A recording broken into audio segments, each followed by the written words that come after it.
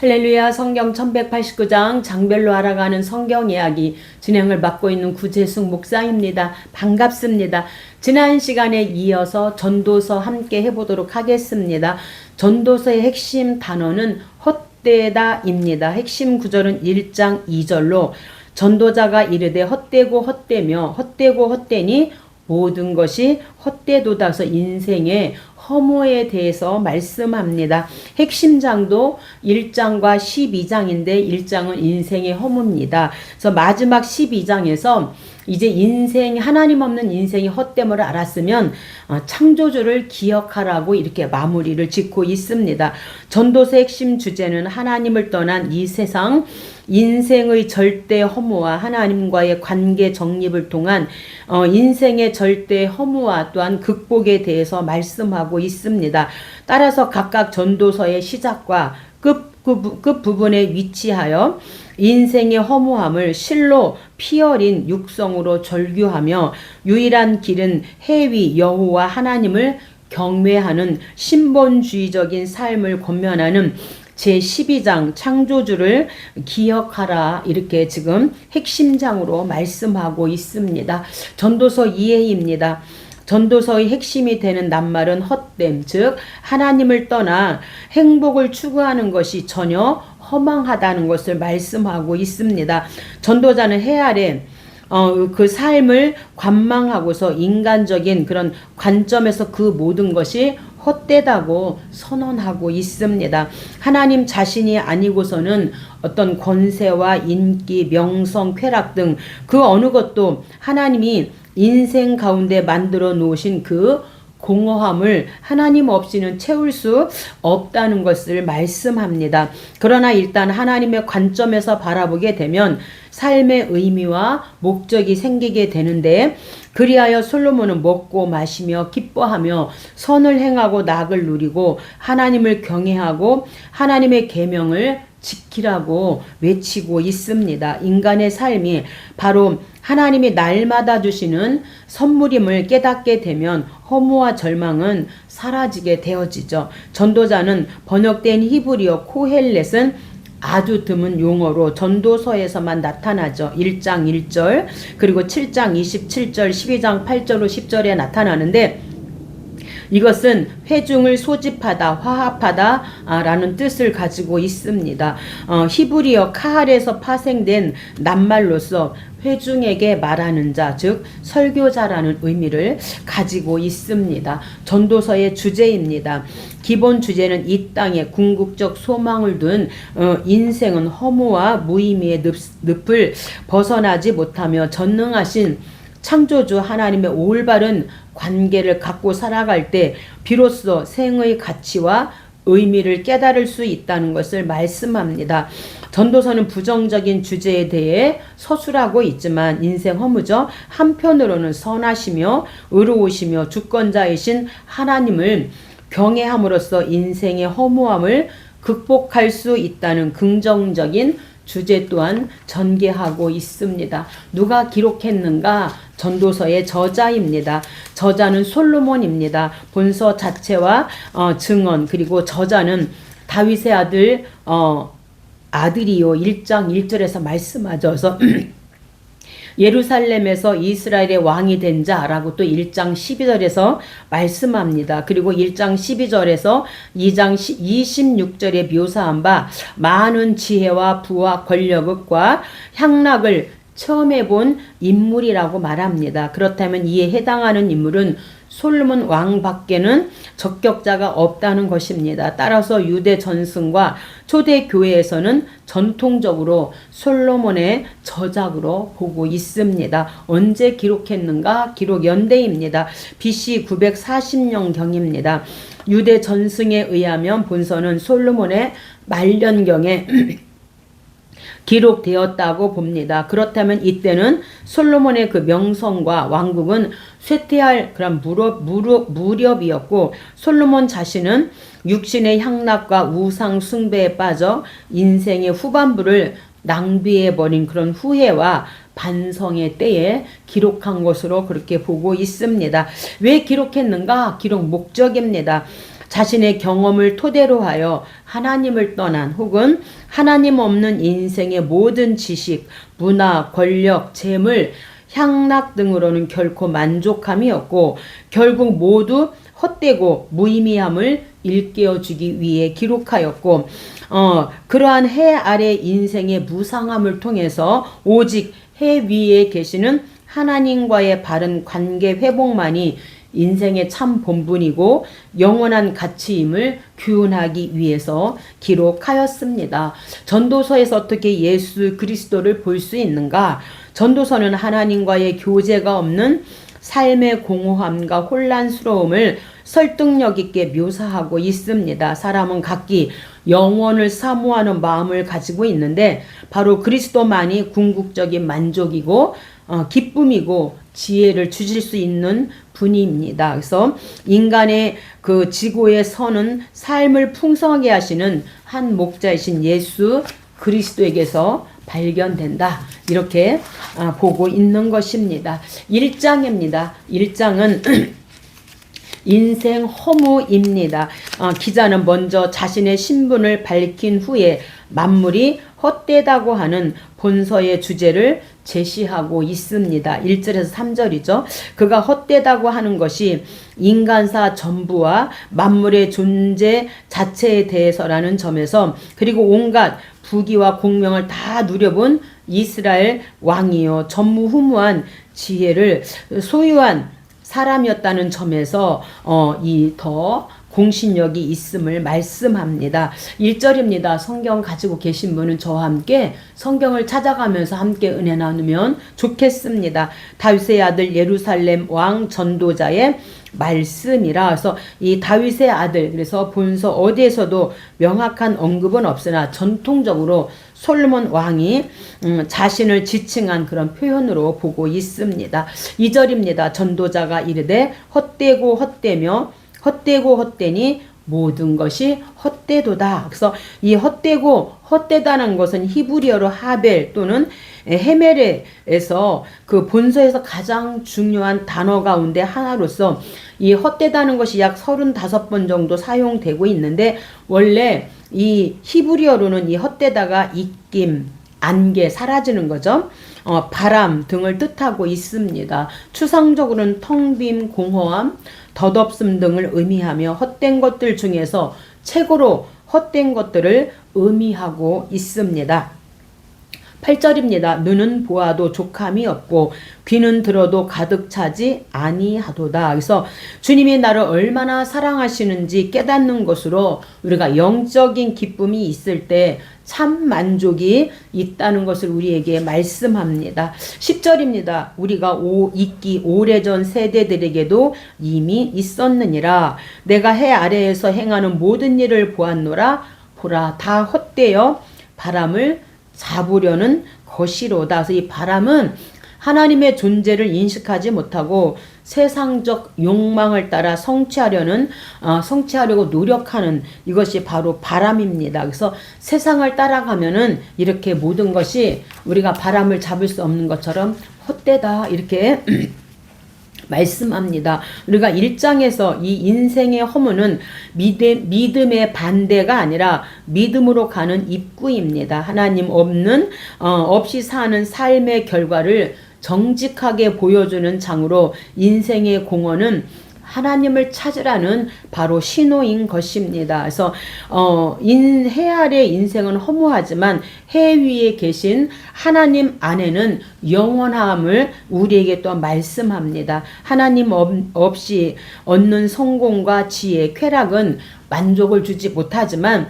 하나님과 연결되지 않는 수고는 또한 영원한 열매가 없으므로 인생이 허무하다. 하나님과 함께하면 허무한 것이 인생의 열매로 맺어질 수 있음을 또한 우리에게 말씀합니다. 2장입니다. 2장은 우리가 이 땅에서 누리는 쾌락과 수고도 헛되다 이렇게 지금 말씀합니다. 전도자는 쾌락을 즐겨보았고 부귀도 누려보았습니다. 하지만 그런 것들이 허무한 마음을 채워주지는 못했다라고 고백합니다. 또한 자랑스럽게 여겼던 지혜를 소유한 자신도 죽음으로 한 줌 흙으로 돌아가야 한다는 사실이 또한 허무함을 고백합니다. 그래서 얻은 결론이 바로 하나님을 인정하고 하나님 안에서 경건한 삶을 살아가는 데에 만족이 있다는 사실을 또한 우리에게 말씀해 주고 있습니다. 1절입니다. 나는 내 마음에 이르기를 너는 낙을 누리라 하였으나 보라 이것도 헛되도다. 웃음에 관하여 말하여 이르기를 그것은 미친 것이라 하였고 희락에 대하여 이르기를 이것이 무슨 소용이 있는가 하였노라. 그래서 이렇게 쾌락도 의미가 없다. 하나님 없으면 4절 나의 사업을 크게 하였노라. 남녀 노비들도 사기도 하였고 은금과 왕들이 소유한 보배와 여러 지방의 보배를 나를 위하여 쌓고 처첩들을 많이 두었노라. 이같이 창성하여 나보다 먼저 예루살렘에 있던 모든 자들보다 더 창성하니 내 지혜도 여전하도다.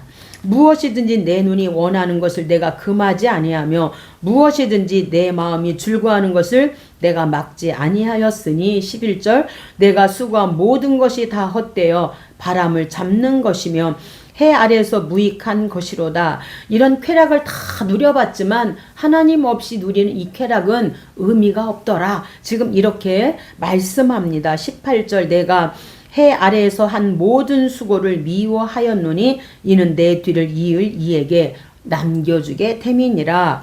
그 사람이 지혜자일지 우매자일지 누가 알랴마는 내가 해 아래에서 내 지혜를 다하여 수고한 모든 결과를 그가 다 관리하리니 이것도 헛되도다. 이렇게 그 모든 쾌락과 수고도 헛되다 이렇게 말씀하는 이 2장은 쾌락은 목적이 아니라 오히려 시험이었다라고 말하고 수고는 의미가 아니라 하나님께 맡길 때 그것은 의미가 된다 말씀합니다. 허무의 끝에서 하나님이 답으로 등장하고 있습니다. 쾌락은 사람을 웃게 하지만 하나님은 사람을 살게 하십니다. 아멘. 쾌락을 좇지 말고 하나님을 누리라고 부탁하면서 수고를 붙들지 말고 그 수고를 하나님께 맡기라고 이렇게 우리에게 말씀해 주고 있습니다. 3장입니다. 3장은 하나님의 때입니다. 전도자는 범사에 귀한이 있고 모든 목적이 이루어질 때가 있음을 말씀합니다. 이 깨달음은 오직 하나님의 주권 앞에 순종하도록 만들고 있습니다. 그럴 때 모든 일들에 의미가 있고 참된 만족과 기쁨을 찾게 되어집니다. 또한 세상의 불의가 창궐하는 일로 인해서도 좌절하지 않게 되어집니다. 왜냐하면 주권자 하나님께서 공의로 모든 세상을 심판하실 것이기 때문입니다. 1절입니다. 범사에 귀한이 있고 천하 만사에 다 때가 있나니 날 때가 있으면 죽을 때가 있고 심을 때가 있고 심은 것을 뽑을 때가 있으며 죽일 때가 있고 치료할 때가 있으며 헐 때가 있고 세울 때가 있으며 울 때가 있고 웃을 때가 있으며 슬퍼할 때가 있고 춤출 때가 있으며 11절 하나님 모든 것을 지으시되 때를 따라 아름답게 하셨고 또 사람들에게 영원을 사모하는 마음을 주셨느니라. 그래서 이 하나님의 다 때가 있는데 우리에게 그 영원을 사모하는 마음을 주셨는데 최초의 사람 아담은 영원한 존재이신 하나님의 형상을 따라 창조되었기 때문에 잠재적으로 영생을 소유하고 있습니다. 창세기 1장 26절로 27절이죠. 그러나 범죄로 말미암아 그와 그의 모든 후손에게 죽음이 선고되어집니다. 창세기 3장 선악과 19절로 22절이죠. 이후로부터 모든 사람은 영혼을 사모하는 마음을 갖게 되어집니다. 하지만 하나님의 은혜로 예수 그리스도를 믿는 사람들만이 제한적으로 영생을 얻게 되어집니다. 그래서 주 예수를 믿으라. 그리하면 너와 내 집이 구원을 얻으리라. 이렇게 말씀합니다. 22절입니다. 그러므로 사람이 자기 일에 즐거워하는 것보다 더 나은 것이 없음을 보았나니. 그래서 자기 일을 즐거움으로 하는 게 가장 큰 축복이다 이렇게 말씀합니다. 이 3장은 모든 때를 주관하시는 하나님이십니다. 인간은 그 때를 알 수 없지만 하나님은 또한 그 때를 다스리고 계십니다. 그래서 조급함은 불신이고 기다림은 믿음입니다. 모든 인생의 사건은 하나님의 시간 안에 의미가 있음을 우리에게 말씀하고, 우리가 내 때를 고집하면 불안해지지만 하나님의 때를 신뢰하고 기다리면 평안해짐을 우리에게 또한 말씀하니 하나님의 때를 우리가 기다렸으면 좋겠습니다. 사장입니다. 사장은 세 겹줄입니다. 세 겹줄과 친구입니다. 전도자의 허무 의식을 더욱 부추긴 것은 바로 이 세상에 만연해 있는 억울한 사연들과 부조리입니다. 소외 계층 그리고 외로운 자들 등이 대표적인 사례로, 어떤 사람은 비천한 신분을 극복하여 왕의 자리까지 올라 만백성 후에 군림하기도 했지만 전도자의 눈에는 그의 일생 역시 허무할 뿐이다, 이렇게 결론을 내리고 있습니다.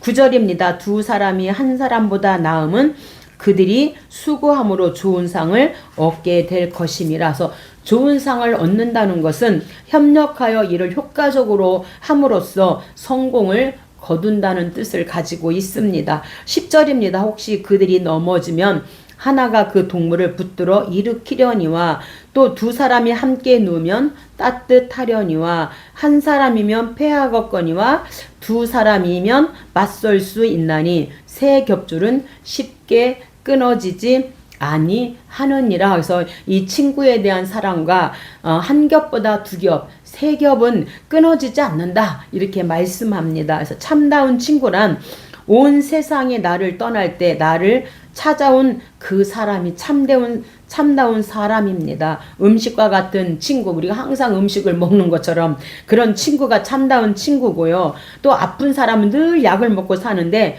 그렇게 약과 같이 항상 함께하는 그 친구가 참다운 친구라는 것입니다.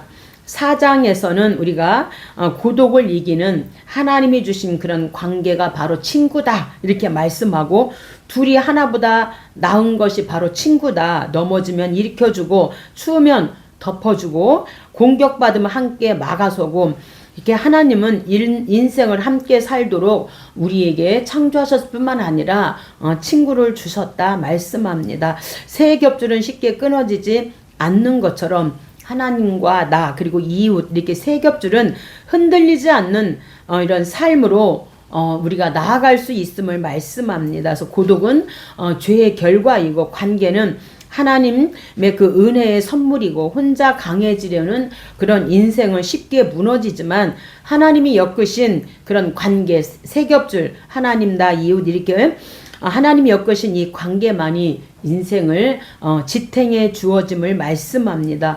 혼자 우리가 견디려고 하지 말고 이런 하나님과 나와 이웃인 이런 공동체에 들어가서 관계의 중심에서 이제 하나님의 이름으로 우리가 세 겹줄로 묶는다면 절대로 끊어지지 않는다, 이렇게 교훈해 주고 있습니다. 5장은요, 수고를 통하여 우리가 낙을 누리게 되어짐을 말씀합니다. 진지하지 못한 예배와 성급한 맹세를 책망하고 하나님을 올바르게 섬길 것을 1절에서 7절에 권고하고 있습니다. 또한 재물을 탐하는 것이 얼마나 헛된 일인지를 또한 지적하고, 18절로 20절은 결론에 해당되어지는 하나님께로부터 받는 은총에 자족하며 맡은 바 사명에 충실할 것을 말씀하면서 바로 이것이 복된 삶이다 라고 말씀합니다. 18절입니다. 사람이 하나님께서 그에게 주신 바 그 일평생에 먹고 마시며 모든 수고 중에서 낙을 보는 것이 선하고 아름다움을 내가 보았나니 그것이 그의 몫이로다. 그래서 이렇게 우리가 먹고 마시며 수고를 통하여서 낙을 보는 것이 가장 큰 축복이다, 이렇게 말씀합니다. 19절, 제 몫을 받아 수고함으로 즐거워하게 하신 것은 하나님의 선물이다, 이렇게 말하는 이 5장은 하나님을 경외할 때 누리는 그런 수고의 기쁨과 참된 낙은 결과가 아니라 하나님이 허락하신 과정 속에서 온다고 말씀합니다. 하나님을 경외할 때 수고가 의미를 얻으며, 재물은 우리가 어떤 그 재물을 통하였던 것 있지만 수고는 은혜의 통로이고 낙은 쟁취가 아니라 하나님께서 주시는 몫이라고 말씀합니다. 하나님 없는 부는 근심을 낳고 바로 재물이죠. 하나님이 있는 수고는 기쁨을 낳는다. 그래서 이 수고를 통한 이 낙이 바로 하나님의 선물이다. 이렇게 말씀합니다. 6장입니다. 6장은 헛된 것인데 아무리 많은 것을 가졌다 할지라도 누리지 못한다면 그것은 헛되다. 이렇게 말씀하고 있는 6장입니다. 전도자는 인간의 행복과 만족이 외적인 번영과 성공 여부에 의해 결정되는 것이 아님을 강조합니다. 높은 지위와 풍부한 재물을 얻었다고 해서 염려와 불안이 끊이지 않는다면 그는 낙태한 자만 못하다. 또한 100 자녀를 낳고 1000년의 갑절을 산다고 할지라도 낙을 누리지 못한다면 그 역시 낙태된 자만 또 못하다, 누리지 못하는 것이다. 이렇게 지금 말씀하고 있습니다. 2절입니다. 어떤 사람은 그의 영혼이 바라는 모든 소원에 부족함이 없어 재물과 부요와 존귀를 하나님께 받았으나 하나님께서 그가 그것을 누리도록 허락하지 아니하셨으므로 다른 사람이 누리나니 이것도 헛되어 악한 병이로다. 모든 걸 다 가졌다 할지라도 누리지 못한다면 그것 다 헛되다. 그래서 그의 영혼이 바라는 모든 소원이라고 말하고 있는데 그의 영혼은 히브리어로 네페시서 어원적으로는 목숨, 혼, 생명력 이런 것을 말하고 있습니다. 그런데 마음이 원하는 것을 다 얻을 수 있는 사람일지라도 식욕을 만족시킬 수 없다는 것은 아이러니가 아닐 수 없습니다. 그래서 하나님께 받았으나 그가 그것을 누리지 못하도록 누리도록 허락하지 아니하였다면 이것도 악한 병이다. 이렇게 말씀합니다. 3절입니다. 사람이 비록 100명의 자녀를 낳고 또 장수하여 사는 날이 많을지라도 그의 영혼은 그러한 행복으로 만족하지 못하고 또 그가 안장되지 못하면 낙태된 자가 그보다 낫다 하나니. 그래서 100명의 자식을 낳고 오래 산다 할지라도 그가 그의 묘실에 안장되지 못한다면 그것도 헛되다. 지금 이렇게 말씀합니다. 그래서 6장은요. 가졌으나 모든 것을 가졌으나 누리지 못하는 그 인생의 비극, 누리지 못하는 그거에 대해서 말씀하는데 가지는 것보다 누리는 은혜가 더 중요함을 말씀합니다.